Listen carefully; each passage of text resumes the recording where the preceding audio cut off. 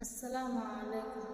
हमें माँ बाप की आँखों के तारा बन के रहना है। हमें माँ बाप की आँखों की तारा बन के रहना है। जवानी को बुढ़ापे का सहारा बन के रहना है। जवानी को बुढ़ापे का सहारा बन के रहना है। हमें माँ बाप की आँखों का तारा बन के रहना है। बड़े